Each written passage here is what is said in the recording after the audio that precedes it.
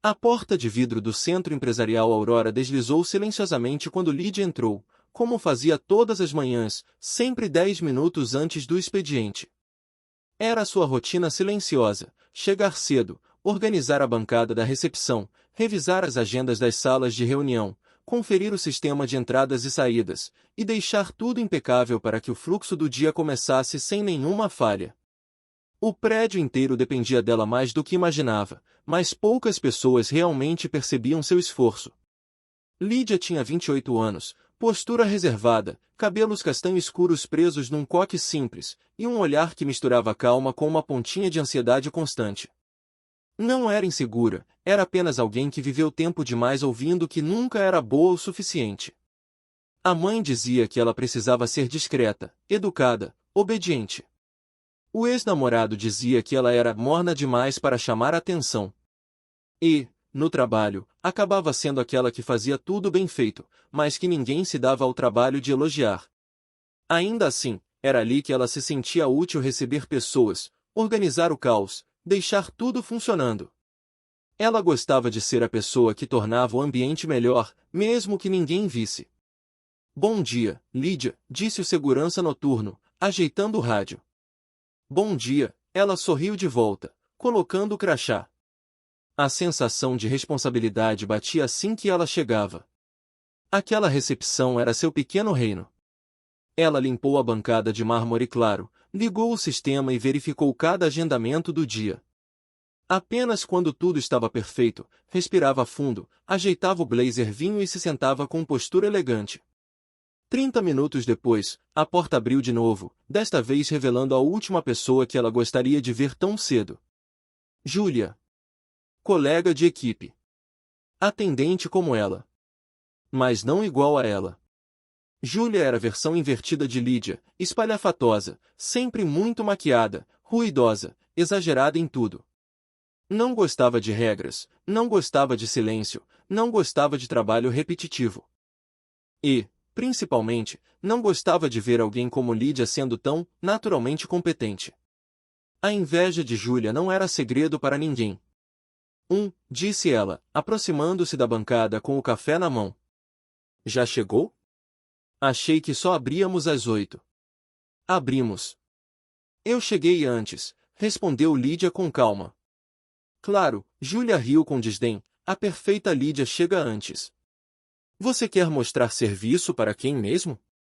Ninguém nota essas coisas. Lídia não respondeu. Aprendeu que silêncio era a melhor forma de sobreviver. Aliás, Júlia continuou, largando a bolsa no balcão como se fosse dela, você recebeu o envelope do segundo andar ontem? O do contrato novo? Recebi e guardei no sistema de documentos da diretoria, como combinado. Que ótimo! Júlia sorriu falso demais. Por que a diretoria vai pedir hoje cedo? Dizem que é urgente. Lídia assentiu. Parecia tudo normal. Parecia. Mas não estava. O documento estava no sistema. Mas não estava onde ela deixou. Por que Júlia entrou após o expediente? Mexeu. Alterou. Moveu de propósito. E tudo isso seria descoberto horas depois, quando se tornaria tarde demais para evitar o caos. Às 9 em ponto, o auditório começou a encher. Haveria uma reunião importante com investidores internacionais. E havia apenas uma pessoa no prédio que podia fazer o encontro acontecer sem falhas: o milionário fundador do Aurora, o reservado, enigmático e sempre impecavelmente elegante, Vicente Lacerda. O homem de quem todos falavam, mas que poucos realmente conheciam. Vicente vinha de uma família de empresários, mas não herdou nada sem lutar. Transformou o centro empresarial num dos mais valorizados do estado. Era admirado, temido e raramente aparecia. Quando aparecia, uma tensão silenciosa pairava no ar, não porque fosse arrogante, mas porque era extremamente observador. Nada escapava ao seu olhar.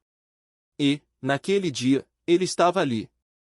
Às 9h12, a porta se abriu e ele entrou com seu terno azul marinho, postura firme, relógio de metal escuro, expressão séria, e um olhar tão profundo que parecia atravessar paredes. Todos o notaram. Lídia também. Mas ele não a viu. Ainda não. Pouco depois, a diretora do segundo andar desceu furiosa, passos pesados, rosto vermelho. Onde está o envelope com o contrato dos investidores japoneses? Ela explodiu.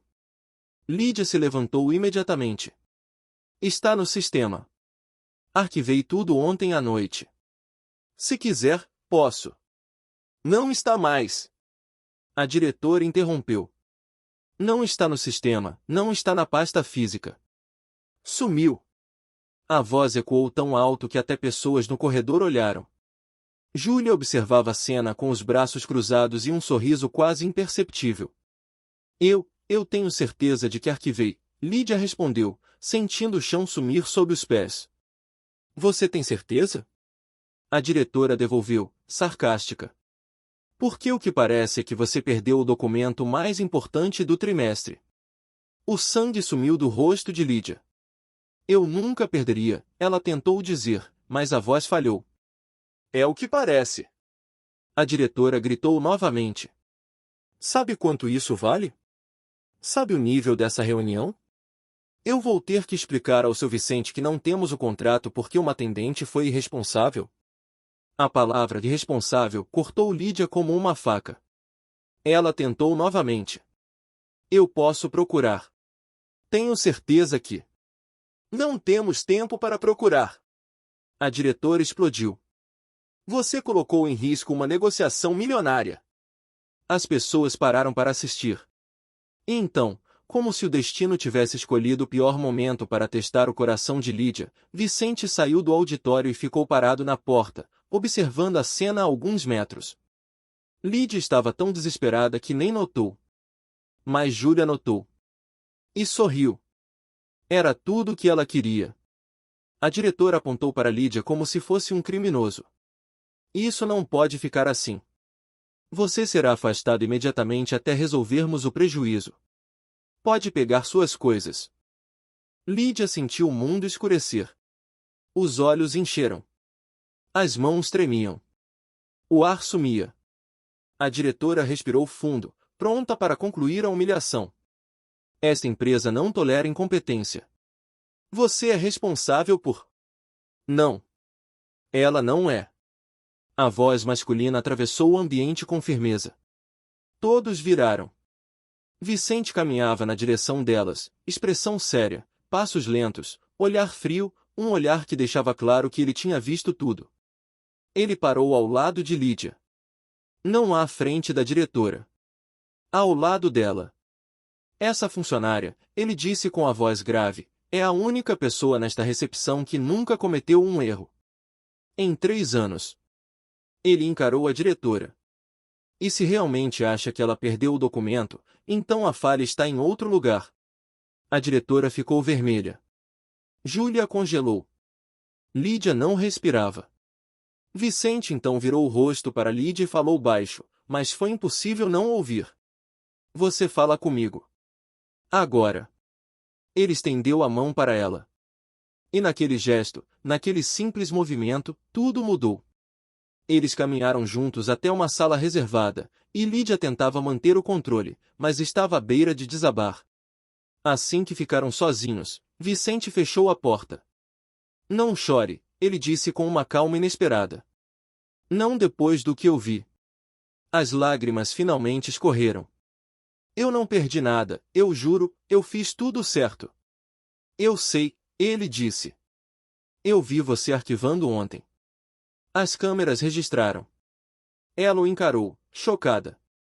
As câmeras. Sim. E também registraram sua colega mexendo no sistema às 20h14. Sem autorização. O estômago de Lídia revirou. Júlia. Era claro demais. Eu não sabia o que fazer, Lídia chorou baixinho. Eu sempre faço tudo direito. Eu sei, Vicente disse, suavizando a expressão. Eu notei você muito antes de hoje. Ela olhou confusa. Ele baixou o olhar, como se revelasse um segredo. Você acha que ninguém vê seu esforço. Mas eu vejo. Eu sempre vejo. O coração dela bateu descompassado. Vicente aproximou-se um passo. Apenas um. Mas foi suficiente para que ela sentisse a presença forte e protetora dele. O documento está seguro, ele disse. Eu mesmo o recuperei hoje cedo. Mas precisava ver até onde iriam com essa acusação absurda antes de intervir. Então, o senhor sabia desde o início? Sim. Então por que deixou elas? Porque eu queria ver quem tentaria feri-la, ele disse, olhando diretamente nos olhos dela. E agora eu sei exatamente quem estava por trás. O silêncio pairou cheio de significado. Lídia sentiu algo novo. Algo íntimo. Algo quente. Não era só proteção. Era atenção. Era interesse. Era cuidado. Vicente respirou fundo. Eu não admito injustiças, ele continuou. Muito menos contra você.